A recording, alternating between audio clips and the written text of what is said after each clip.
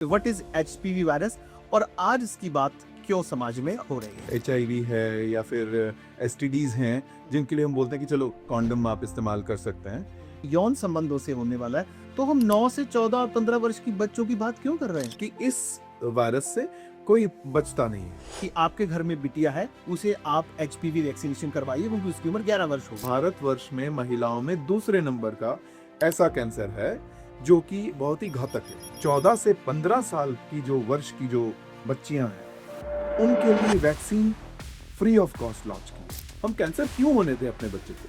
कि कैंसर जो एक जानलेवा कैंसर है, लड़कियों में CA सर्विक्स का और लड़कों में पेनिस का। लेडीज प्रेग्नेंट होती है, बच्चा होता है, उस समय भी कोई परेशानी तो नहीं होती? बच्चों में पीरियड्स जल्दी आ जाते हैं बच्चियों में, तो उससे कोई लेना देना है? ये वैक्सीन एक तो महंगी है, ऊपर से हमारी सरकार इसको फ्री में दे रही है। इसका मतलब जो कैंसर सर्विक्स है, इसका नाम तो है कि बच्चा दानी के मुंह का कैंसर। क्यों ना आप अपनी बच्चियों को उनके जन्म दिवस पर इस वैक्सीन का तोहफा दें। बिल्कुल।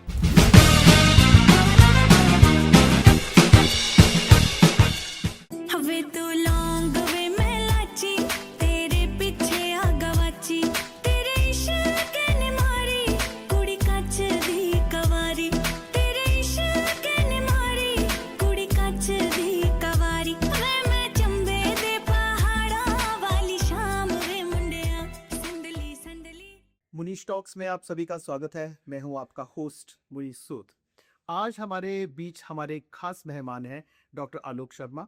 ये सीनियर गायनेकोलॉजिस्ट हैं और आजकल सुंदरनगर हॉस्पिटल में अपनी सेवाएं दे रहे हैं। डॉक्टर साहब से साथ आज हमारा बात करने का विषय ये है कि डॉक्टर साहब जो हैं वो national faculty for HPV vaccination by FOGSI. FOGSI एक ऐसी एसोसिएशन है पूरे भारतवर्ष में जो जिसमें सारे के सारे गायनेकोलॉजिस्ट जो हैं वो एसोसिएटेड है। जैसे मैंने आपको कहा कि एचपीवी वायरस क्या है, आज ये एक ज्वलंत मुद्दा है और हमारे समाज में इसकी काफी चर्चा है, लेकिन फिर भी हम ऐसा देखते हैं कि इसकी जानकारी बहुत कम लोगों को है और जिनको ये जानकारी है भी वो बड़ी आधी अधूरी है, उन्हें किसी बात का पता नहीं है और सबकी इतनी क्षमता नहीं होती कि एक एक चीज को लेकर वो डॉक्टर के पास जाएं, पूछें, बातचीत करें। कुछ लोग जाना नहीं चाहते, कुछ बातचीत नहीं करते। मुनीश टॉक्स में हम आज डॉक्टर साहब से HPV के बारे में एक एक जानकारी हासिल करेंगे और मैं आपसे अनुरोध करूंगा कि जिनके घर में भी छोटे बच्चे हैं, जिनकी उम्र 9 से 15 वर्ष के बीच के जो बच्चे हैं, अगर आपके घर में ये बच्चे हैं, आपको ये हमारा जो टॉक शो है ये जरूर देखना चाहिए। आपको इससे बेहद जरूरी जानकारी मिलने वाली है जो आपको आगे बहुत काम आएगी। तो ज्यादा समय आपका ना लेता हूँ, मैं सीधे बातचीत करता हूँ डॉक्टर साहब की। डॉक्टर साहब, स्वागत है आपका मनीष टॉक्स में। धन्यवाद मनीष। देखिए, आज जो टॉपिक है हम इस पे काफी देर से हम चर्चा भी कर रहे हैं। हम ये चाह रहे हैं कि एक सामान्य भाषा में, एक बहुत सामान्य भाषा में जो हमारे दर्शकों को समझ आनी चाहिए कि मेडिकल टर्म्स इतनी टफ होती हैं कि लोग समझ नहीं पाते हैं। मैं चाहूंगा कि आप जो भी बात करें बिल्कुल साधारण भाषा में करें ताकि दूर कोने में कोई ऐसा व्यक्ति भी बैठा हो जिसे बहुत ज्यादा नॉलेज ना हो, उसे भी आपकी बात समझ आ जाए। आप मेरी बात समझ रहे हैं? क्योंकि डॉक्टर्स के मुंह से निकले वो शब्द इतने टफ होते हैं, हमारी समझ में नहीं आते हैं। नहीं, मैं पूरी कोशिश करूंगा, पर कुछ एक वर्ड्स हैं जो टेक्निकल में आएंगे, उनको उसको मैं एक्सप्लेन कर दूंगा। अब हमें ये बताइए कि आज सब जगह हम सुनते हैं, मैं खुद भी एक ऐसा बाप हूँ जिसकी 11 साल की बच्ची घर पे है, तो मैंने कहा कि मुझे ही इतना नॉलेज नहीं है, तो दर्शकों को भी मैं उस नॉलेज को साथ शेयर करवाऊं। सबसे आप शुरू से शुरू करें कि व्हाट इज HPV वायरस और आज इसकी बात क्यों समाज में हो रही है? देखिए मनीष, HPV वायरस और वायरसेस की तरह ही एक सामान्य किस्म का वायरस है, लेकिन ये बहुत जल्दी फैलता है। लेकिन जैसे इसको ये बोल सकते हैं कि सेक्सुअली ट्रांसमिटेड है ये, यानी कि यौन रोग इसको बोल सकते हैं कि यौन रोग संक्रमण की तरह से ये होता है। और इसमें ये एक और बात करेंगे कि जैसे यौन रोगों के लिए काफ़ी सारे हमारे पास उपाय होते हैं। जैसे आप HIV है या फिर STDs हैं जिनके लिए हम बोलते हैं कि चलो कॉन्डम आप इस्तेमाल कर सकते हैं।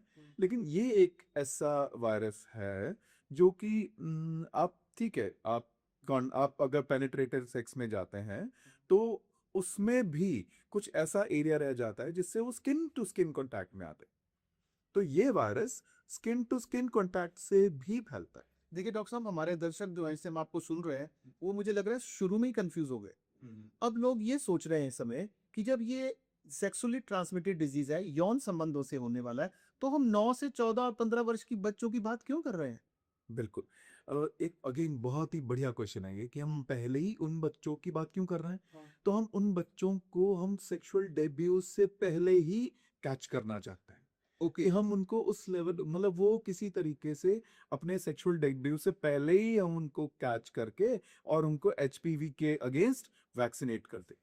अच्छा, तो वो वैक्सीनेशन जो है, जो एक मेन मुद्दा हमारा इस आज के जो पॉडकास्ट का है, कि उस वैक्सीनेशन को हमने 9 से 14 वर्ष के आयु की लड़कियां एवं लड़कों, और मैं लड़कों? बहुत खुश हुआ मैं कि मुनीश ने पहले ही बच्चों की बात की। हाँ। उसने ना लड़कियों बोला हाँ। ना लड़के बोला, लेकिन मैं इस वक्त और इस पॉडकास्ट से ये जाहिर करना चाहता हूं कि इस वायरस से कोई बचता नहीं है ना? मैं तो लड़कियों के लिए सोचा था, क्योंकि मुझे भी यही बताया गया था, जो आधी अधूरी जानकारी मेरे पास थी, कि आपके घर में बिटिया है, उसे आप एचपीवी वैक्सीनेशन करवाइए क्योंकि उसकी उम्र 11 वर्ष हो गई है। बिल्कुल। तो तो मैं अब जो बात मैंने अधूरी छोड़ी थी कि ये जो वायरस है, ये यौन संक्रमण से तो फैलता ही फैलता है, जी। लेकिन कभी भी जब आपकी त्वचा एक दूसरे से घर्षण करती है, जब आप एक दूसरे से गले मिलते हैं या अंतरंग होते हैं, तो आप उस अवस्था में भी ये वायरस जो है फैल सकता है। तो इट इज अगेन, ये अगर हम ये देखें कि यौन रोग तो है ही, साथ ही साथ अगर मान लो जैसे एक मेल टू फीमेल है या मेल टू मेल है, फीमेल टू फीमेल है, माँ से बच्चे को, बच्चे से माँ को, किसी से भी जब भी मान लो वो एकदम अंतरंग हो सकते हैं, तो कभी भी ये वायरस जो है वो फैल सकता है। और यही ह्यूमन पैपिलोमा वायरस जो है, जो बहुत ज्यादा जल्दी फैलता है। और इससे बीमारी कौन सी होती है? Cervical cancer, cervix? ये ये सर्वाइकल कैंसर है या cervix cancer? It's very confusing. Cervical cancer तो वैसे ऐसा की बात हम क्यों करते हैं? हम्म। बीइंग अ गायनेकोलॉजिस्ट, ये एक अलग किस्म का चैप्टर है, जो एक पूरा अपने आप में ही एक सब्जेक्ट है, कैंसर सर्विक्स की। तो सबसे पहले तो मैं ये बताना चाहूंगा कि सर्विक्स क्या है, क्योंकि आधी से ज्यादा दुनिया को तो सर्विक्स का ही पता नहीं कि सर्विक्स क्या चीज होती है। तो इस मॉडल के रूप में मैं आपको बताना चाहूंगा मनीष, कि ये अगर हम यूट्रस का मॉडल माने, तो जो ये वजाइना का पार्ट है, और इस यूट्रस में जो ये पार्ट है जिसको हम बच्चेदानी का मुंह बोलते हैं, जो बच्चेदानी का मुंह बोलते हैं, इसको हम सर्विक्स बोलते हैं। सिर्फ इसी पार्ट का कैंसर जो है बहुत ही ज्यादा कॉमन है, और वो कैंसर भारतवर्ष में महिलाओं में दूसरे नंबर का ऐसा कैंसर है जो कि बहुत ही घातक है ना? तो अब सर्वाइकल कैंसर, सर्विक्स एक नाम है, और उससे हम फ्लो में, जैसे अगर हम वर्बल उसमें बोले, तो ये सर्वाइकल कैंसर के रूप में जाना जाता है। तो cervical is not this part, okay, cervical is cervix के कैंसर को सर्वाइकल फ्लो में बोला जाता है। तो सर्वाइकल कैंसर, एचपीवी वैक्सीनेशन से सर्वाइकल कैंसर होने के चांसेस बहुत ज्यादा हैं। पर तुम्हारा क्वेश्चन था कि इस वायरस से कौन कौन सी बीमारियां हो सकती हैं, बिल्कुल, है ना? तो अब हमारे पास बड़े तरह के वायरसेस हैं, बहुत ढेर तरह से वायरस, मतलब कोई इनको हमने नंबर दिए हुए हैं, 6, 11, 18, 33, 45। तो कुछ एक वायरसेस जो हैं वो एक सामान्य किस्म के हैं, और बहुत ही एक नॉर्मल सी बीमारियां, जैसे वॉट्स, वो शरीर में देते हैं या मस्से दे देते हैं शरीर में। तो लेकिन यही वायरस अगर शरीर में, और अगर ये वायरस जैसे कुछ वायरसेस हैं जो बड़े मलिग्नेंट किस्म के होते हैं, बहुत ही ज्यादा जल्दी फैलते हैं और बहुत ही ज्यादा तकलीफदायक होते हैं। कुछ एक वायरसेस बिनाइन होते हैं, तो उन बिनाइन से हमें छोटे छोटे मस्से हो सकते हैं, वॉट्स मैंने बताया, या फिर अगर यही वायरस अगर काफी सालों तक शरीर में रहता है और अगर इनका इलाज न किया जाए टाइम से, वैसे तो ये वायरस अगर मान लो तुम्हारे शरीर में घुसता है तो ये हार्मलेस है, ये कभी हार्म नहीं करता, किसी को ज्यादा हार्म नहीं करता, लेकिन जिस किसी को हार्म करेगा तो उसको ये सालों साल लगते हैं, यानी 10 से 20 साल तक का समय लगता है अगर एक मलिग्नेंट वायरस आपके जो है शरीर में घुस जाता है। तो बात हम कर रहे थे कैंसर सर्विक्स की, लेकिन ये मस्सों से अगर हम बात शुरू करें तो ये मस्से हो जाते हैं। मस्से अगर हो गए हैं तो उनको आराम से हम किसी भी अपने स्किन के स्पेशलिस्ट से बात करके तो उनसे हम आराम से निकलवा सकते हैं, जला सकते हैं, हटा सकते हैं। ठीक, उनको हमने हटाना है तो परामर्श हमें चाहिए उन मस्सों के लिए भी, क्योंकि मस्सों को भी लंबा रहना हमारे शरीर में ठीक नहीं है। तो अगर ये वायरस और malignant रूप का वायरस अगर ये हमारे शरीर में घुसता है और ये 10 से 20 साल तक अगर ये रहता है तो फिर इसका कैंसर होने के चांसेस बढ़ जाते हैं। कैंसर कौन कौन से? सीए सर्विक्स हो गया, वजाइना का कैंसर हो गया, वल्वा का कैंसर हो गया। अब वजाइना सब जानते हैं, लेकिन वजाइना के जो बाहर का पार्ट है ना, उसको हम वल्वा बोलते हैं, वहां का कैंसर भी हो सकता है। फिर एनल कैनाल का, यानी कि जिस रास्ते से हम मल त्यागते हैं या लेट्रिन पास करते हैं, उस रास्ते का भी कैंसर हो सकता है इससे इसी वायरस से। पिनाइल कैंसर, पेनिस का कैंसर भी हो सकता है अगर पेनिस के वार्ड्स को हम ठीक टाइम से ट्रीट नहीं करते हैं। तो किसी भी पुरुष को या किसी भी महिला को अगर जननांगों पे किसी तरीके के मस्से या कुछ उभार या लालिमा कुछ भी दिखता है तो उनका इलाज समय रहते करना बहुत जरूरी हो जाता है, ताकि ये वायरस को हम एटलीस्ट ऊपरी जहां में दिख रहा है उसे तो निकाले, है ना। जब उसे निकालेंगे तो फैलना कम हो जाएगा, है ना। बाकी फिर और चीजों का तो हमें और ध्यान रखना है कि अपने शरीर के प्रति जागरूक भी रहें, जिससे कि ये फैले ना। अब जैसे डॉक्टर साहब मैंने कहा, आपको दर्शक देख रहे हैं, मैंने कहा कि जिनके घर में 9 साल से 15 साल के बच्चे हैं, अब उनके लिए बताइए आप उन्हें क्या करना है और उन्हें किस तरह की अभी प्रिकॉशंस लेनी है और उन्हें ये इसके रोकथाम के लिए क्या करना, क्योंकि मैंने देखा है कि आजकल भारत सरकार ने भी एचपीवी वैक्सीनेशन के लिए एक ड्राइव लॉन्च की है। वो 14 से और 15 साल की बच्चियों को ये इंजेक्शन लगा रहे हैं, लेकिन आपने तो सीमा काफी पीछे कर दी है ना, आप तो कहते हैं 9 साल से लगवाना है, तो उसका थोड़ा सा बताइए। जैसे अगर मैं बात करूं मनीष, तो भारत सरकार ने और हमारे जो माननीय प्रधानमंत्री श्रीमान मोदी साहब ने ये एक मुहिम लॉन्च की है, या एक प्रोजेक्ट बोलेंगे, ये लॉन्च हुआ है 28 फरवरी 2026। ठीक है। तो राजस्थान के अजमेर से ये प्रोजेक्ट लॉन्च हुआ है, ठीक है। इस प्रोजेक्ट के दौरान हमें जो है 14 से 15 साल की जो वर्ष की जो बच्चियां हैं उनके लिए vaccine free of cost launch की है। ओके, ठीक है। और इस वैक्सीन को जो है फ्री ऑफ कॉस्ट लगाया जाएगा, और इसको जो है अब धीरे धीरे करती, एक स्टेप था, एक ऐसा कदम था जिस कदम को पूरे विश्व ने देखा। ओके, ठीक है। दो मतलब ये सब ऐसा नहीं है कि वैक्सीनेट और कहीं नहीं हो रहा है, और जगह, अब जैसे ऑस्ट्रेलिया है, उनके नेशनल प्रोग्राम पे है, अच्छा, ठीक है, और उनके लड़के लड़कियां दोनों को जी ये वैक्सीन लगाई जाए। भारत में अभी तक लड़कों का नाम तो कहीं नहीं है। कहीं नहीं है, अभी सिर्फ लड़कियों की बात हो रही है, वो भी 14 से 15 वर्ष की आयु तक उनकी ये बात हो रही है। लेकिन ऑस्ट्रेलिया में देखें या और काफी कंट्रीज हैं, उन्होंने ये नेशनल प्रोग्राम में ये वैक्सीन लगाई जाती है। अब मनीष ने पूछा कि भाई 9 से 14 हम बोलते हैं और फिर 15 से 45 भी हम बोलते हैं, अच्छा, ठीक है। तो दो ग्रुप्स हमारे रहते हैं। तो इन दो ग्रुप्स, अब हमने पढ़ा या जो रिकमेंडेशंस हैं, वो रिकमेंडेशंस हैं कि 9 साल की जो बच्चियां और लड़कियां और लड़के, उनको जो है ये वैक्सीन 2 डोजेस में लगाई जाएगी। 2 डोजेस में लगाई जाएगी। पहली 14 वर्ष में लेगी, दूसरी 2 डोजेस मींस 2 डोज, एक आज अच्छा और एक 6 महीने बाद। अच्छा। तो ये ग्रुप था 9 से 14 वर्ष तक। फिर अगर आपने ये 2 डोजेस ले ली, फिर आपको आगे लाइफ में इट्स सफिशिएंट, ये दोबारा लगवाना पड़ेगी? इस बात को अभी मैं यहीं रहने देता हूँ, ठीक है, पहले मैं दूसरे ग्रुप में आता हूँ। ठीक है। तो एक ग्रुप हमारा था 0 से 9 वर्ष। उस 0 से 9 वर्ष में हम इन लड़के और लड़कियों को 2 डोज वैक्सीन की देंगे, जिसमें कि एक जो वैक्सीन होगी वो आज लगेगी, और एक दूसरी जो उसका डोज होगी, अब जो उसको बूस्टर बोल देंगे, वो 6ठे महीने में लग जाएगी। ठीक है। अब अगली बात करते हैं 15 से 45 वर्ष की आयु। इस दौरान की महिलाओं में, अब महिलाएं भी आ जाएंगी, शादीशुदा भी आ जाएंगी, बच्चे वाली भी आ जाएंगी, और धीरे धीरे जो मीनोपॉज की तरफ एडवांस कर रही हैं, वो वाली सारी महिलाएं इसमें आ जाएंगी। तो इस ग्रुप में यही डोज हम 15 से जो 45 वर्ष की जो डोज है, उस डोजेस में हम ये 3 डोजेस में आ जाएगी। फिर यानी कि पहली डोज आज लगेगी, दूसरी डोज 2 महीने बाद लगेगी, और तीसरी डोज पहली डोज से 6 महीने बाद लगेगी। ओके। तो ये डोज हमारी 3। ये अब आप बोलेंगे 9 से 14 क्यों?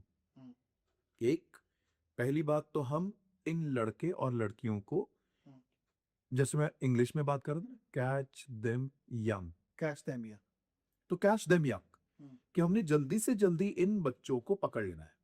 Catch, we have to catch them, hold. So कैसे पकड़ना है? 9 से 14 वर्ष की जो बच्चे और बच्चियां हैं, इन लोग को हम जो है वैक्सीनेट कर देंगे, ठीक है। जिससे कि इनका सेक्सुअल डेब्यू अभी तक नहीं हुआ होता है, हम्म। ये माना जाता है। ये माना जाता तो इसको हम ही नहीं, जितनी भी एसोसिएशंस है, जैसे पीडियाट्रिक्स की जो एसोसिएशन है ना, देन WHO है, CDC है, ये सब लोग यही बोलते हैं। हम्म। फिर हम दूसरे ग्रुप में आते हैं। फिर अब तुमने ये पूछा था कि वैक्सीन्स कौन कौन सी होती हैं और आगे इनका क्या हम, या आगे इनकी कैसे मॉनिटरिंग कर सकते हैं। नहीं, मैं तो सबसे पहले जानना चाह रहा हूँ कि प्रोटोकॉल क्या रहता है? एक प्रोटोकॉल तो मैंने आपको बता दिया, हम्म। ठीक है ना। एक मैंने बता दी जो प्रोटोकॉल चल रहा है विश्व भर में, वो प्रोटोकॉल मैंने आपको जैसे समझा दिया। मानिए से साधारण भाषा में बोलते हैं, जैसे आज किसी की, जैसे मैं अपनी बच्ची को ले लेता हूँ, मैंने उसे मेडिसिन लगवा दी आज, वो आज 11 वर्ष की है, बिल्कुल। तो उसको आज की पहली डोज लगेगी, फिर दूसरी कब लगेगी? 6 महीने बाद।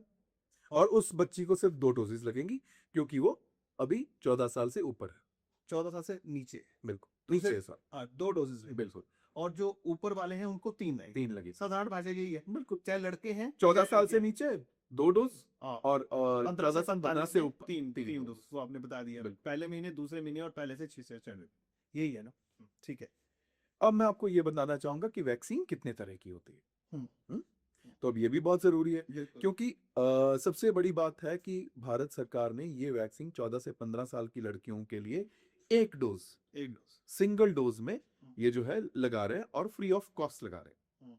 अगर ये वैक्सीन जो भारत सरकार लगा रही है, ये है क्वाड्रीवेलेंट। क्यों मैंने ये क्वेश्चन पहले कर दिया कि ये 2 तरह की वैक्सीन है। एक तो हमने प्रोटोकॉल की बात की कि डोज कितनी लगेगी, अब बात करते हैं वैक्सीन कितनी तरह की होगी। कितनी तरह की? तो हर वैक्सीन का पहले, अब वैक्सीन कर रहे हैं, है ना। जब भी मनीष घर में बच्चा पैदा होता है, तो सबसे पहले उनका कार्ड बनता है, सबको पता है बच्चे के जन्म के टीके लगते हैं। तो वो टीके क्या है? वो वैक्सीन्स है। हाँ। वो वैक्सीन्स हैं 6 जानलेवा बीमारियों के खिलाफ, जो उन बच्चों को लगाई जाती लगाई गई है ना। बिल्कुल। तो same is human papilloma virus के खिलाफ जो वैक्सीन लगाई जाती है, जिसके कारण हमारे लड़के या लड़कियां काफी तरह के कैंसरों के शिकार होने से बच सकते हैं, तो वो वैक्सीन जो है अब हम जो है उसको पॉपुलराइज कर रहे हैं। क्यों? ताकि वो हम लगवा सके। तो उन जो हम जैसे वो टीके जो थे ना, उन टीकों का तो सबको पता है, लेकिन इस टीके का नहीं पता। क्यों? क्योंकि ये नेशनल शेड्यूल में अभी तक नहीं है। वही जो मैं- नेशनल इम्यूनाइजेशन शेड्यूल है ना, हाँ, उसमें अभी तक ये वैक्सीन मैं वही आपका मेरा प्रश्न था, और शायद दर्शकों का भी प्रश्न होगा, उनके दिमाग में बात आ रही होगी कि इसे अगर आप तो कह रहे हैं 9 साल से 14 साल वर्ष, इसे शुरू में अगर बच्चा जब पैदा होता है, जब और टीकाकरण कर, जिसको बोलते हैं ना टीकाकरण प्रभाव बच्चों का, आपने भी कहा जो प्रोफाइल बनती है, उसमें शुरू में नहीं लगवा सकते, इट्स हार्मफुल? नहीं, एक्चुअली हर एक का एक समय है।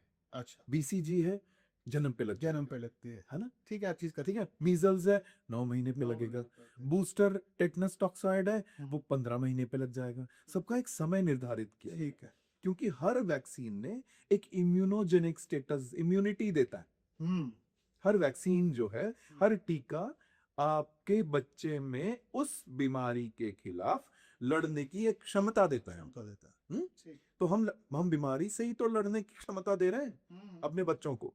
तो हमने वो सारी बीमारियां कवर कर दी, है ना, कि उसको खांसी से नहीं होगा, उसको टीबी से भी बचा लेंगे, उसको हम टेटनस से भी बचा लेंगे, हम उसको मीजल्स से भी बचा लेंगे। तो क्यों ना हम उसको ऐसे कैंसर से भी बचा लें जो कि उसको शायद आगे होना हो, या शायद उसको कभी हो जाए, भगवान ना करे किसी के बच्चे को कैंसर हो, है ना। अब जो जानलेवा बीमारियां हैं वो भी तो सबको नहीं होती, है ना, लेकिन फिर भी हम टीका लगवाते हैं। प्रिवेंटिव, जन्म, it is preventive, very nice word. हम ना रोकथाम कर रहे हैं, प्रिवेंशन कर रहे हैं, है ना। क्योर तक तो हम जा ही नहीं रहे, अभी हम उस चीज पे पहुंचे ही नहीं है। हम कैंसर क्यों होने दें अपने बच्चे को, या हम क्यों अपने बच्चे को ट्यूबरकुलोसिस होने दें, क्यों मीजल्स होने दें, क्यों गलगोटू होने दें, क्यों टेटनस होने दें? इसीलिए वो वैक्सीनेशन हो रही है, बिल्कुल है बिल्कुल। ना। तो उसी वैक्सीनेशन के अंडर ये कैंसर जो एक जानलेवा कैंसर है, लड़कियों में CA सर्विक्स का, और लड़कों में पेनिस का, एनल कैनाल का, या और भी किसी त्वचा का आसपास में। तो अगर ये कैंसर होता तो ये जानलेवा हो सकता है। उसी की रोकथाम के लिए ये HPV वैक्सीनेशन का जो है अब जो हम इसके ऊपर जो अपने जितना भी प्रचार कर रहे हैं। लोगों के दिमाग में एक प्रश्न और चला रहता है कि कोई जब भी किसी वैक्सीनेशन की बात आती है, देखिए जब कोरोना वैक्सीनेशन ड्राइव जब कोरोना आया उसकी वैक्सीन लगी, बिल्कुल लोग बोलते हैं साइड इफेक्ट्स। बहुत सबसे पहले बात आती है साइड इफेक्ट। अब छोटे छोटे बच्चों को आप इस तरह की वैक्सीनेशन लगवाएंगे, बोलते हैं ना नॉलेज तो है नहीं, जो ड्राइव चल रहा है, डॉक्टर्स बोल रहे हैं, कैंपेन चल रहा है, तो उसे कैसे उन माओं को पेरेंट्स को आप कैसे कन्विंस करेंगे कि बच्चे पे कोई इसके साइड इफेक्ट्स, अगर कोई है हमारे पास, we have any study on it कि बच्चों को इतने साल के बच्चों को लगाया गया और आगे कोई साइड इफेक्ट्स नहीं हुए? इस ये स्टडी कोई आज की नहीं है, सालों साल से ये स्टडीज चल रही, बहुत सारी कंपनीज किसी किसी प्रकार के कोई दुष्प्रभाव तो नहीं है? दुष्प्रभाव, अगर हम दुष्प्रभाव की बात करें तो एक टीका, एक आम टीका जो लगता है, उस टीके से क्या हो सकता है?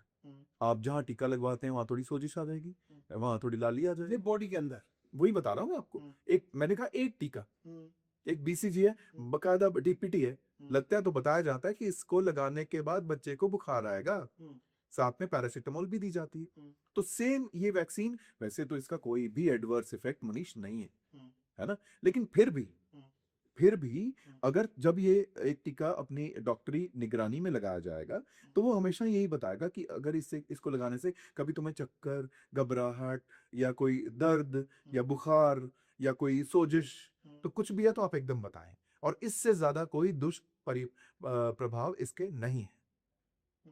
मेरे लिए इतने क्वेश्चंस आते हैं मनीष, मैं इतना बोल चुका हूँ, एचपीवी पर इतना बोल चुका हूँ, कैंसर सर्विक्स पे मैं बहुत बोल चुका हूँ, मैं काफी सारी कॉन्फ्रेंसेस में सब जगह बहुत जगह जाता हूँ, तो उस जगह भी मैं सब जगह यही प्रचार करता हूँ कि इसके कोई भी घातक परिणाम नहीं है। आगे आगे जब लेडीज प्रेग्नेंट होती हैं, बच्चा होता है, उस समय भी कोई परेशानी तो नहीं होती इससे?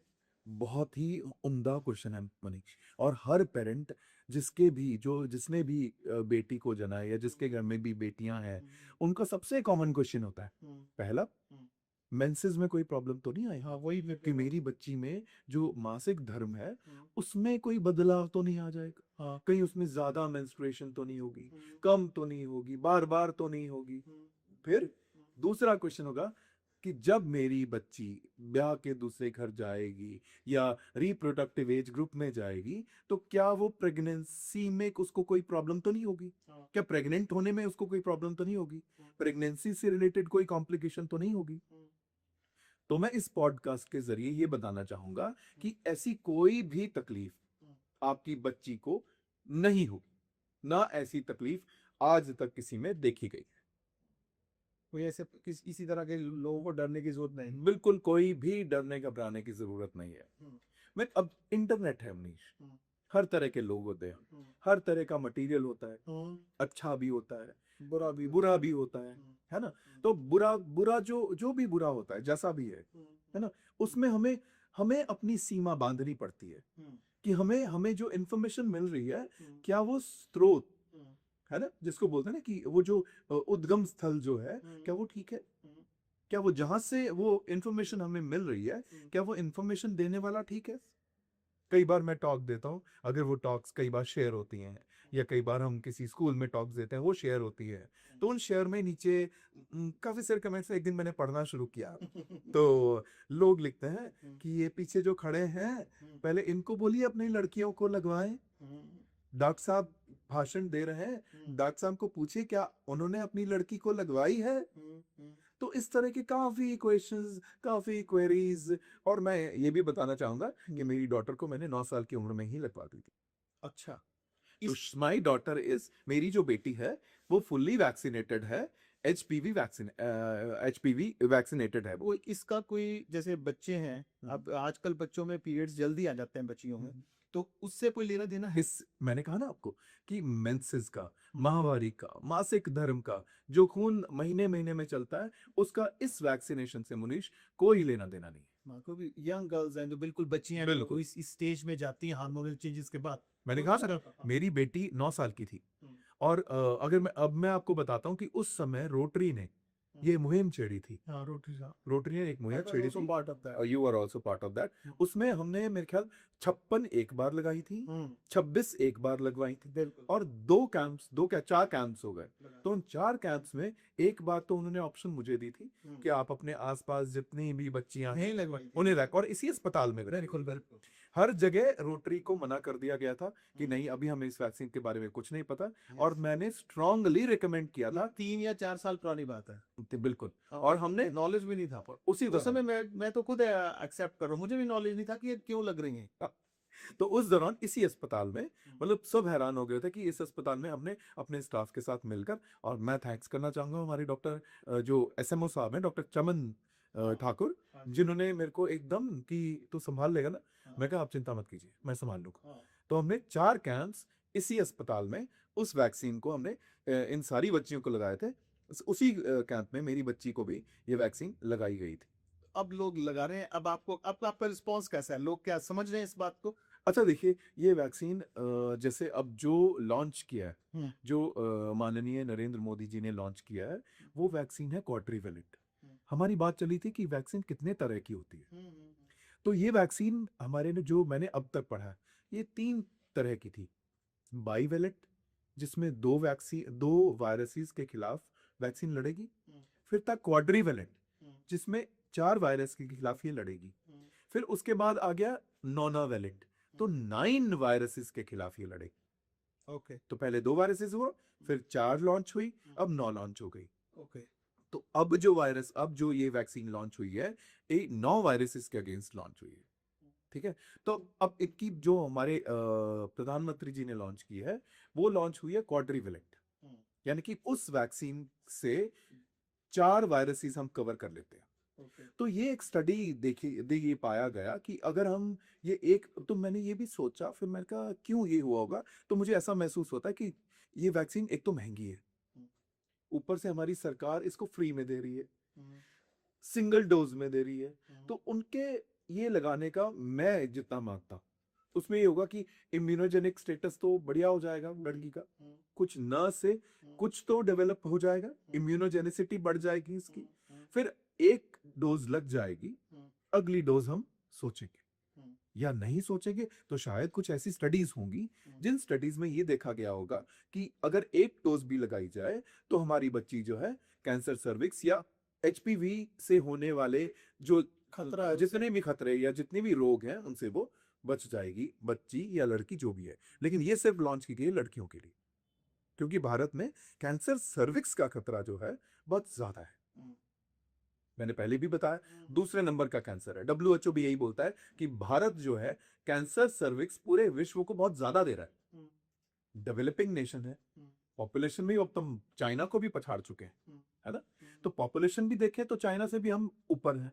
तो पॉपुलेशन में देखें, दैट मीन्स हमारे पास बहुत ज्यादा पॉपुलेशन। बिल्कुल। जब ज्यादा पॉपुलेशन है, बीमारी भी हम ज्यादा देंगे।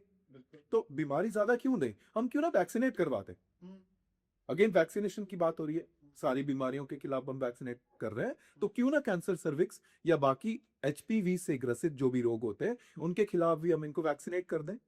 तो इसी तरीके से वैक्सीनेट करके हम जो है इस मुहिम को, मैं तो मुबारकबाद देना चाहूंगा कि जिस वैक्सीन को लगाने के लिए हम स्कूल कॉलेज घूम रहे हैं, कभी किसी कॉलेज में कभी किसी स्कूल में घूम रहे हैं कि पेरेंट्स को अवेयर करने हैं। हाँ, तुमने मुझसे पूछा था कि कैसे इसको जो है एक सामान्य पब्लिक तक लेकर जाएं। बिल्कुल।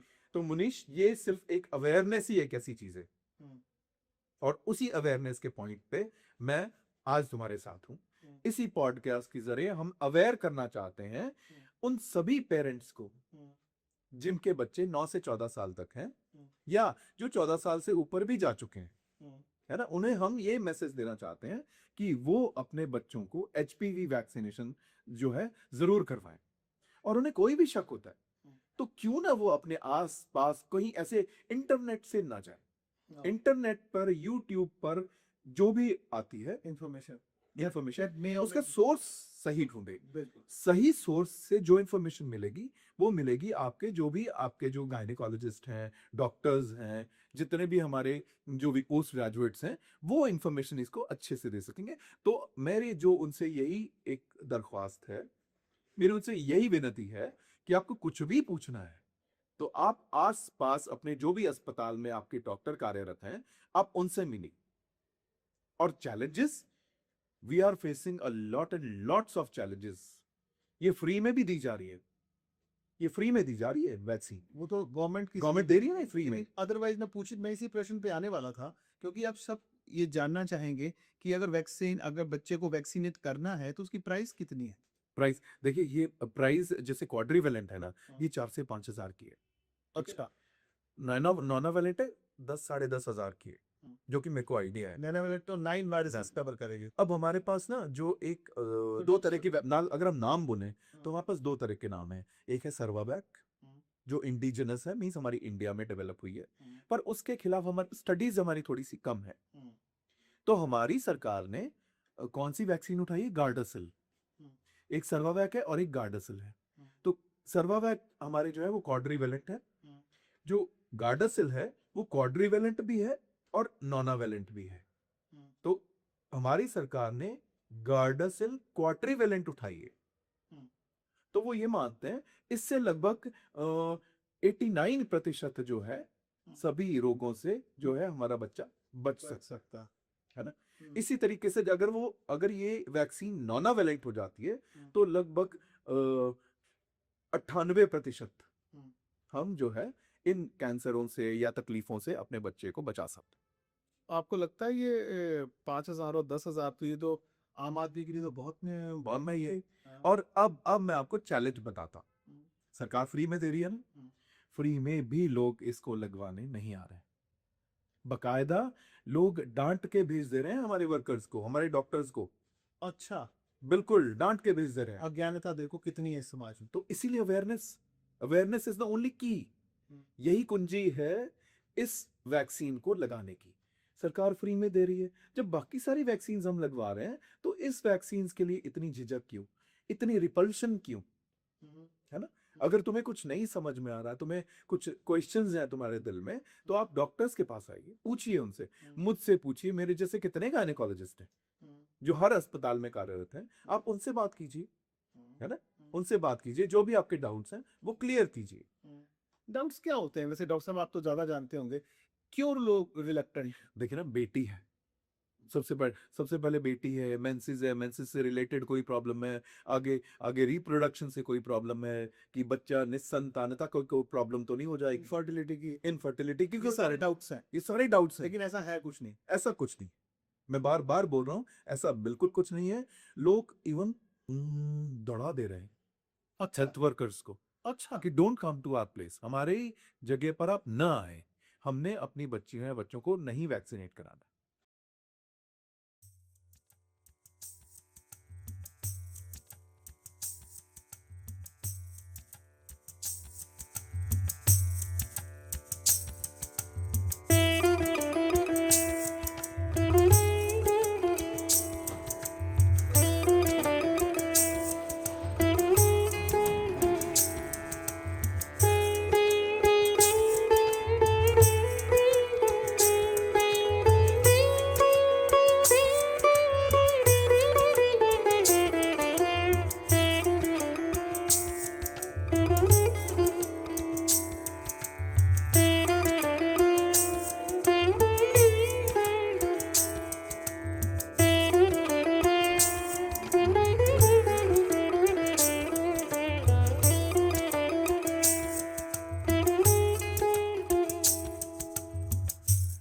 तो गार्डासिल क्वाड्रीवेलेंट फ्री में हमारी सरकार दे रही है, बट फ्री में भी मैंने तुम्हें बताया कि वो नहीं लगवा रहे हैं, है ना। क्यों नहीं लगवा रहे हैं?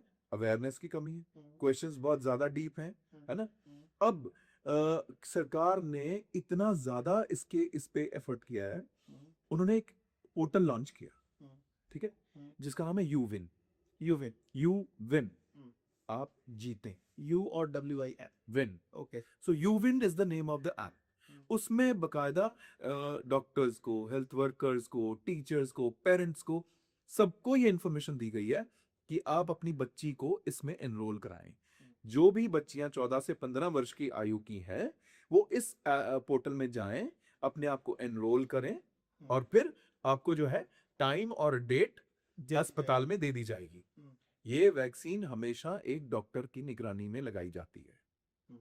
ये कोई भी ऐरा गैरा इसको नहीं लगाएगा, हम्म। ठीक है? क्योंकि हम इस वैक्सीन में किसी भी तरह का कोई भी कंट्रोवर्सी नहीं चाहते, बिल्कुल। नहीं चाहते, है ना? हम्म। तो ये बकायदा जैसे ही वो बच्चे रजिस्टर होती है, उनको इन्फॉर्मेशन जाएगी और उनको टाइम और डेट बता दिया जाएगा कि अगला कैंप किस दौरान है और इस दौरान आप अपने जो है बच्ची को लेकर अस्पताल में आए, ओके। है ना? तो पहला चरण जो था, अगर मैं अपने आसपास के डिस्ट्रिक्ट की बात करूं और अपने डिस्ट्रिक्ट की बात करूं, तो उसमें कुल्लू 400 से ज्यादा लड़कियां आई, अप्रोक्सीमेटली मोर देन 400। हमारा मंडी 285-86 के आसपास, शिमला भी इतना ही। तो शिमला देखें 285-86, कितनी लड़कियां होंगी देखो आप, लेकिन मंडी में, कितनी लड़कियां होंगी, है ना? आंकड़े बड़े चौंकाने वाले। बिल्कुल चौंकाने वाले। और अभी सेकंड जो दूसरा चरण था, उस चरण के अभी हमारे पास आंकड़े आने बाकी, बट पहला चरण एक बहुत ही मतलब जिसको हम बोलेंगे बहुत ही कम था। और इस वैक्सीन में पेरेंट्स की रिपल्शन बहुत ज्यादा है। अच्छा, बिल्कुल। तो ये हम मुझे तो लगता है पहले पेरेंट्स को ज्यादा एजुकेट करना पड़ेगा। अब मैं आपको अपने ही एक्सपीरियंस बताता हूँ, ठीक है? हमने क्या किया, मेरी डॉटर ऑकलैंड हाउस स्कूल में है, ऑकलैंड हाउस स्कूल शिमला। तो मेरी डॉटर तो वैक्सीनेटेड थी। मैंने फिर प्रिंसिपल से बात की, हमारे उनकी टीचर थी, बायोलॉजी की टीचर। तो मैंने पहले बायोलॉजी टीचर को पकड़ा, तो उनके बायो की टीचर से मैंने बात की कि ऐसी ऐसी मैडम वैक्सीनेशन है, तो क्या करें? तो पहले चरण में हमने टीचर्स को अवेयर किया, एक कैंप लगाया, टीचर्स को अवेयर कर दिया। जब टीचर्स को अवेयर किया तो टीचर्स खुद हैरान रह गए कि यार हमें खुद नहीं पता कि ये वी वैक्सीन है और ये वी लगनी है, जबकि ये सारे टीचर्स ओनली गर्ल्स स्कूल के टीचर्स थे, ठीक है? जब ये डिस्कशन हुआ स्कूल में, फिर प्रिंसिपल के साथ डिस्कस होने के बाद ये हुआ, फिर मैंने भी थोड़ी सी उनको राय दी कि फिर हमने अगला जो हमने पब्लिक फोरम किया, फिर हमने पब्लिक फोरम का नाम दिया इसको, एचपीवी वैक्सीनेशन पर। फिर हमने एक दिन निर्धारित किया कि अब हम पेरेंट्स से बात करेंगे, ओके। ठीक है? तो हमने जो दिन निर्धारित किया ऑकलैंड हाउस स्कूल में, वो निर्धारित हुआ पेरेंट टीचर मीटिंग का। उससे बढ़िया क्या हो सकता है? सारे के सारे पेरेंट्स आते हैं और जो हमारी जो इसमें ये रही कि हमने सारे पेरेंट्स को बोला कि रिजल्ट्स आपको या जो भी आपने पूछना है वो बाद में, पहले हम आपको इसके बारे में बताएंगे। तो उनको रिडायरेक्ट कर दिया हमने ऑडिटोरियम में। तो ऑडिटोरियम में हमने उस पूरे खचाखच, ऊपर बालकनी, नीचे भी पूरा खचाखच, पेरेंट्स भी खड़े भी थे, बैठे भी थे, है ना? वो सब सुने उन्होंने। जब उन्होंने सुना तो उसी दिन ही मुझे ये उन्होंने ये बोला कि क्यों ना ये कैंप आप हमारे स्कूल में ही लगवा दे। ओह, इतना जब हमने उनको ये बताया, जब उन्हें आंकड़े बताए गए, उन्हें इसके दुष्परिणाम बताए गए, प्रभाव बताए गए इस वैक्सीन के उन रोगों के खिलाफ, उस एचपीवी वायरस के खिलाफ, तो वो सभी के सब पेरेंट्स आ गए। तो उस स्कूल में हमने 122 लड़कियां रजिस्टर कर दी, 122 girls we did, and we took the help of, हमने जो मदद ली, हमने ली इंदिरा गांधी मेडिकल कॉलेज शिमला की। Okay. Indira Gandhi medical college Shimla में फिर मैंने इमरजेंसी डिपार्टमेंट में, मेरे दोस्त हैं, डॉक्टर विवेक चौहान हैं, डॉक्टर जरेट हैं, और हमारे जो एमएस हैं डॉक्टर राहुल राव, हाँ, ठीक है? इन सब की मदद से हमने एक कैंप ऑर्गेनाइज किया और वो था HPV vaccination camp against HPV virus for 122 girls of Auckland house school. So this was a tedious job और लगभग मुझे 7 से 8 महीने लग गए थे टीचर्स, पेरेंट्स और बच्चियों तक पहुंचने। फिर जैसे अगर if Auckland house school can do it, तो मुझे लगता है कि जो हमारे स्कूल्स के अभी लोग बच्चे सुन रहे हैं या पेरेंट्स सुन रहे हैं, माइट बी कि टीचर्स, प्रिंसिपल भी सुन रहे हैं, उन्हें भी ये कैंपेन लॉन्च करना चाहिए अपने अपने स्कूल। एक और मजेदार बात बताता हूँ, ठीक है? अब ऑकलैंड स्कूल में तो हो गया, चलो ऑकलैंड स्कूल में हमने कर दिया। फिर बात उठती है, फिर मैंने और स्कूल्स में भी कांटेक्ट करने की कोशिश की। किसी स्कूल को बोला हम अपने चेयरमैन से पूछेंगे, ये थोड़ा सा कंट्रोवर्शियल टॉपिक है, हम नहीं बोलेंगे। फिर मैंने नर्सिंग कॉलेजेस पकड़े, मैंने कई सारे नर्सिंग कॉलेजेस में किया, ठीक है? एक नर्सिंग कॉलेज में मैंने फोन किया तो प्रिंसिपल से बात, नहीं नहीं हमें नहीं करवाना इसके ऊपर। नर्सिंग कॉलेज के प्रिंसिपल मुझे बोल रही है, कैन यू इमेजिन, जिन्होंने नर्सेज को ट्रेन करके बेचना। मैं तो वैक्सीनेशन के लिए बोल ही नहीं रहा था, मैं तो अवेयरनेस के लिए बोल रहा था। अवेयरनेस के लिए तो they strongly they said no, it was a strong refusal, हमें नहीं करवाना कोई कैंप वैन। किस चीज से डर है कि ये तो इस टॉपिक को टच नहीं कर सकते वो? पता नहीं, या तो ये टैबू है, टैबू है ये। हो सकता है कि या तो ये आज- सेक्सुअली एक सेक्सुअल एसटीडी है या एसटीडी हाँ। टाइप है, हाँ। और उसके कारण ये आज लोग इस बात को, इस शब्द को यूज करना भी बड़ा यौन संबंध, वो तो इसका टैबू इसको, बोल रहा है। इसको तुम छेड़ेंगे ही, हाँ। इसको तुम छेड़ेंगे तो छेड़ेंगे। कुड बी अ पॉसिबिलिटी हाँ। कि इस टैबू की वजह से कि कहीं ऐसा ना हो कि हमारे नर्सिंग कॉलेज में ये हो, फिर कोई बोले कि आपने ये क्यों करवाया या आपने ये क्यों पढ़ाया। सोशल मीडिया का जमाना है मनीष। फिर मुझे पहले तो थोड़ा बुरा लगा, फिर मैंने सोचा कि नहीं आलोक, इट कुड बी लाइक, बहुत बहुत उन्हें अभी बहुत मैच्योर होना है ऐसे लोगों अभी की आप बात कर रहे हैं। जिनकी मैं बात कर रहा हूँ, इनको काफी मेच्योर होना है। और इसीलिए फिर जैसे ही तुमने मेरे से बात की कि आजकल ये एक बहुत ही ज्यादा एक ज्वलंत सा एक इशू चल रहा है, तो क्यों ना हम इस पे बात करें। और मैं एकदम तैयार हो गया कि यस मनीष, इस पे बात नहीं, मुझे जरूर वैसे भी कीजिए। आता है। मैं अपने टॉक शो में, मैं अपने दर्शकों को बताना चाह रहा हूँ, मैं उन्हीं मुद्दों को उठाता हूँ या उन्हीं मुद्दों पे बात करने की कोशिश करता हूँ जो सामान्य लोग बातचीत करने में झिझकते हैं। कोई ऐसे इश्यूज कोई मजा आता है बात करने में। बिल्कुल। एक सामान्य टॉक शो में तो आप किसी से भी कोई बात करते रहे, लेकिन जब उस एक ऐसी चीज भी होनी चाहिए जिसपे समाज जो है अपने बंद कमरे में भी बात नहीं करता है ठीक ढंग से। अब आप जो लोग हमारा शो देख रहे हैं, मैं चाहता हूँ कि आजकल सोशल मीडिया का जमाना है, बच्चों को हर चीज का नॉलेज है। 8 9 10 साल की उम्र में बच्चे सब कुछ जानते हैं, पहचानते हैं, हर चीज हमसे ज्यादा नॉलेज रखते हैं। तो इस बात पर भी चर्चा होनी चाहिए और they should know what is right and what is wrong. कोई भारत के आंकड़ा आप बता सकते हैं कि भारत में कितने रोगी हैं एचपीवी वायरस से अगर मैं तो प्रभावित है? जैसे मैं अगर लेटेस्ट भी एक मैं देखूं तो सर्वाइकल कैंसर की जो इंडिया की जो वैल्यूज हैं वो है 1,23,907। अच्छा, इतने इतने जो हैं डिजीज्ड हैं। डिजीज है इस समय भारत। और मोर्टालिटी कितनी है, मतलब कितनी में मौतें हैं, वो है 77,348। अच्छा, ये सबसे सर्विक्स तो कैंसर मैं जो आप देखिए, आप हम पॉडकास्ट शुरू करने से पहले मैं भी एक डाटा देख रहा था, वो कह रहे थे कि भारत में 5 मिनट में लगभग 1 मरीज की मौत हो रही है एचपीवी वायरस से। ये राइट है? ये बिल्कुल ये डब्ल्यूएचओ के WHO के ये आंकड़े डब्ल्यूएचओ के हैं। ओके।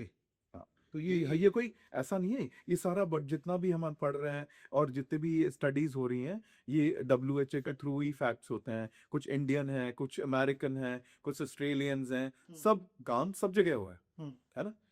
अब ऑस्ट्रेलिया है, उसने बॉयज एंड गर्ल्स सबको लगवा दी।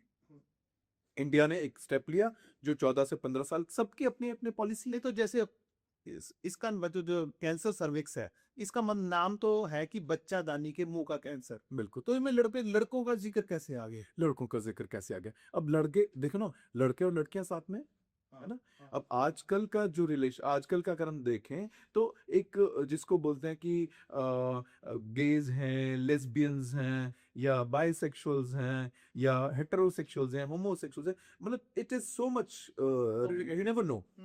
You never know what is the like preference. आपका ये आपकी सेक्सुअल प्रेफरेंस क्या है? ओके, तो यहाँ पे ये है कि before a person becomes a sexually active, उसको मैं बार बार यही बोलता हूँ कि बच्चों के सेक्सुअल डेब्यू से पहले हम ये वैक्सीन उनको लगवा दें। बस उसके बाद प्रिकॉशन तो उनको फिर भी लेनी है, प्रिकॉशंस नहीं छोड़नी है, कभी भी नहीं छोड़नी है। वो तो देखो ना। बिल्कुल, ये 100% वही तो एचपीवी से वैक्सीनेशन है। There are 100 of STDs, many so many things. We are not talking of STDs. या we are not We are not it is talking one of It is one of them, है ना। if you can say ये एक जरिया है एक STD का, तो हम उसको प्रिवेंट करने के लिए ये वैक्सीन दे रहे हैं, जिससे अगली जिंदगी में इन बड़े रोगों से बच्चों की रोकथाम हो सके। लड़कियों को कैंसर सर्विक्स है या cancer vagina, cancer anal cancer है, वजाइनल है, वल्वल है, बच्चों का पिनाइल है, एनल है जो लड़कों में है, तो उस तरीके की रोकथाम के लिए इस वैक्सीनेशन का जो और डॉक्टर साहब देखिए, हम ऐसा मान लेते हैं जैसे जो महिलाएं हमें देख रही हैं जिनकी उम्र 25 से 50 के बीच में, जी हाँ, अगर उन्हें वेजाइनल कैंसर है या जो भी ये कैंसर है सर्विक्स, उससे सिम्टम्स का पता कैसे चलेगा और वो एक्टिव कब होता है? जैसे एक बार आपकी बॉडी में ये वायरस चला गया तो कब पता चलेगा हमें कि मुझे ये कैंसर हो रहा है या हमने सबसे बड़ी बात मनीष, मैं सेंसेशन नहीं फैलाना चाहता। Okay, I don't want to sensationalize this topic. Okay. One thing, cancer, again a dreadful thing, Naturally. है ना? Hmm. It's a dreadful thing. लेकिन हमारे पास वैक्सीन है, इसलिए मैं बात कर रहा हूँ, है ना? तो एक बात हो गई कि भैया ठीक है, कितने कैंसर होते हैं, कौन से कैंसर होते हैं, ठीक है। है ना? और जो तुम्हारा क्वेश्चन था, जैसे तुमने जो मेरे से अभी पूछा कि कितना टाइम लगता है, तो जब एक बार ऐसा वायरस जो जिसमें मलिग्नेंट प्रवृत्ति है या बहुत ही जैसे आक्रोश भरी प्रवृत्ति है, अगर वैसा वायरस एक महिला के शरीर में या एक पुरुष के शरीर में 15 से 20 साल तक रहता है, ओके तो that can lead to cancer. Okay cancer तो क्या, एक अनकंट्रोलेबल ग्रोथ है ना, बिल्कुल uncontrollable abnormal growth is cancer, है ना? तो अगर ये अनकंट्रोलेबल अनवांटेड ग्रोथ जो हो रही है, तो अगर वो कैंसर है, अगर हम बचा सकते हैं तो क्यों ना उसको वैक्सीन लगवा दें. नहीं सर, अब वो वैक्सीन की बात हो गई। हाँ आपने बता दिया कि उसको 15-20 साल लगते हैं। एक लेडी आती है या एक जेंट्स आता है, एक 30 साल का, हाँ, तुमने मेरे से पूछा था सिम्टम्स, सिम्टम्स, बहुत ही कॉमन सिम्टम्स होते हैं. निचले पेट में दर्द हो जाएगी, है ना, या बदबूदार पानी चलेगा, ठीक है, ये या महिलाओं के लिए बता रहे हैं। महिलाओं के लिए. फिर मैं पुरुषों का मैं बताना, मैं महिलाओं का अच्छा, महिलाओं का पहले मैं बताऊं, बताओ। हाँ फिर हम पुरुषों का बात करें. ठीक है, फिर तो महिलाओं में अगर हम देखेंगे कि वो या तो उसको हल्के एक बाई मॉडल सी पीक होती है, या तो ये 20 से 30 वर्ष में आ जाएगा, या ये 45 से ऊपर की तरफ वो आ जाएगा. ओके पोस्ट मीनोपॉजल या फिर reproductive age, by model peak बोलते हैं इसको. तो पोस्ट मीनोपॉजल विमेन में भी अब देखें, अब मान लो उसके मेंसेस बंद, या तो वो क्या कंप्लेंट्स आएगी, हल्की हल्की ब्लीडिंग हो जाएगी, ब्लीडिंग बार बार होगी, मेंसेस के बीच में ब्लीडिंग हो जाएगी, बदबूदार पानी चलेगा, निचले पेट में दर्द होगी. हस्बैंड के साथ जब भी वो रहती है, जब भी वो हस्बैंड के साथ अंतरंग होती है, तो उसको ब्लीडिंग होती है. Very common set, very common. इसको हम बोलते हैं कॉन्टैक्ट ब्लीडिंग. तो अगर ऐसी ब्लीडिंग भी अगर होती है, तो ये भी अपने आप में एक सिम्टम है. तो इस तरह के सिम्टम्स अगर सोसाइटी में किसी भी महिला को होते हैं, हम उनको जागरूक तो हम कर ही रहे हैं, लेकिन अगर ऐसा कुछ भी होता है तो जल्दी से जल्दी अपने नियर बाय जो नजदीकी अस्पताल में जाके अपनी डॉक्टरी जांच जरूर करवाएं. डॉक्टर जांच तो क्या होता है? क्या मैं अब ये बोल रहा हूँ कि टेस्ट कौन सा होता टेस्ट कौन सा होता है? बिल्कुल, वैक्सीनेशन की बात हो चुकी है. अब इस एज ग्रुप में अगर पेशेंट्स आती हैं और ये कंप्लेंट्स होती हैं, तो हम उनका एक टेस्ट करवाते हैं, जिसमें हम बच्चेदानी के मुंह से स्क्रैपिंग्स ले लेते हैं, है?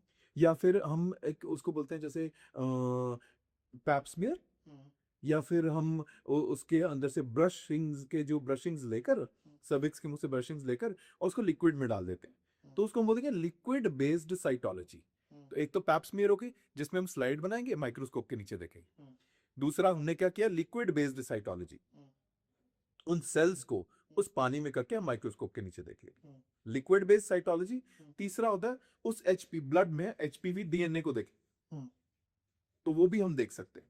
तो एचपीवी डीएनए भी हम देख सकते हैं. ये सब जो मॉनिटरिंग हम कर सकते हैं अपनी उन महिलाओं को जो इन कंप्लेंट्स के साथ हमारी किसी को कोई सिम्टम्स नहीं है, लेकिन वो she just want to rule out कि चलो मैं टेस्ट करवा के देख लूं, वो भी है पॉसिबल है. बिल्कुल पॉसिबल है. और वो डब्ल्यूएचओ बोलता है, वो सेम यही तरीका सही है. है. वो ये मानता है कि हम डब्ल्यूएचओ ये चाहता है कि 2030 तक 90% लड़कियां वैक्सीनेट हो जाए. ओके 70% जो महिलाएं हैं जो रिप्रोडक्टिव एज ग्रुप में है, वो उनकी जो है स्क्रीनिंग हो जाए, स्क्रीनिंग हो जाए. पैप्समियर से स्क्रीनिंग हो जाए. और फिर वो चाहता है 90% औरतें जिनमें ये सिम्टम्स है वो ट्रीट हो जाएं जल्दी से जल्दी, कि वो जो कैंसर की स्टेज आगे बढ़ने से पहले वो जल्दी से जल्दी ट्रीट हो जाए. तो ये चाहता है 90-70-90. ये एक फंडा है डब्ल्यूएचओ जो चाहता है कि 90% लड़कियां जो हैं जल्दी से जल्दी वैक्सीनेट हो जाएं, है ना, अपनी 14 साल की उम्र तक. 70% जो महिलाएं हैं वो पैप्समियर से स्क्रीन हो जाएं 45 वर्ष की आयु तक. 35 और 45 वर्ष की आयु तक वो जल्दी से जल्दी स्क्रीन हो जाएं. और अगले 90% जो महिलाएं हैं जिनको कैंसर हो जाता है, वो अर्ली स्टेज में हमारे पास आए, जिन्हें हम जल्दी से जल्दी ठीक करके उनको वापस भेज दें, जिससे उनकी क्वालिटी ऑफ लाइफ बढ़ जाए. डॉक्टर साहब, हम अपने टॉक शो के अंतिम चरण में हैं और मैं चाहूंगा कि before we say goodbye to our viewers, आप फटाफट एक बार सम अप कर दें सारी डिस्कशन को नटशेल में, ताकि क्या आप कहना चाहेंगे एचपीवी वायरस के बारे में. लो इन 2 मिनट्स. मुनीश, इस पॉडकास्ट के जरिए मैं एक तो अपने पूरी सोसाइटी को जागरूक करना चाहता हूँ कि वो अपनी जो अपने घर में जो 14 साल के जो बच्चियां हैं, मैं बच्चियों पे ही लिमिटेड रहूंगा, कि उन लड़कियों को जो 9 से 14 साल के ग्रुप में है उनको वैक्सीनेट करवाएं। और ये एक ऐसा कदम होगा, ये उनकी जागरूकता में ऐसा कदम होगा जो भविष्य में उनको जो है इस कैंसर से, जो बच्चेदानी के मुंह का कैंसर है, सर्वाइकल कैंसर, कैंसर सर्विक्स से उनको बचाएगा और उससे होने वाले कई रोगों से रोकथाम करेगा। एक मैं इस चीज में और ऐड करना चाहता हूँ, क्योंकि कॉस्ट इन्वॉल्व है, महंगी वैक्सीन है, तो कई बार मतलब एक जगह मैंने ये भी पाया कि मैंने इसको बर्थडे वैक्सीन का नाम भी देने की कोशिश की कि क्यों ना आप अपनी बच्चियों को उनके जन्म दिवस पर इस वैक्सीन का तोहफा दें, बिल्कुल। है ना। तो मैं ये चाहता हूं कि वो इस वैक्सीनेशन के जरिए अपनी बच्चियों को अपने जन्म दिवस पर इस वैक्सीनेशन, इस जो गंभीर कैंसर का जो हम जिक्र कर चुके हैं, उससे बचाने, उसे रोकथाम करने के लिए जो है अपनी बच्चियों को उनके जन्म दिवस पर इस वैक्सीन को लगाने का तोहफा दें। तो बर्थडे वैक्सीन भी मैं जो है एक नाम देना चाहूंगा इस वैक्सीन को, जो अपने इस पॉडकास्ट के जरिए। तो यही मैं कहना चाहूंगा, 9 से 14 वर्ष तक 2 डोज और 15 से 45 वर्ष तक 3 डोज। और डॉक्टरी सलाह जरूर है। डॉक्टरी सलाह के, डॉक्टरी परामर्श के बिना नहीं, हमेशा उनकी निगरानी में। अगेन बात करूंगा, 9 से 14 वर्ष तक 2 डोज दीजिए और 15 से 45 तक 3 डोज दीजिए।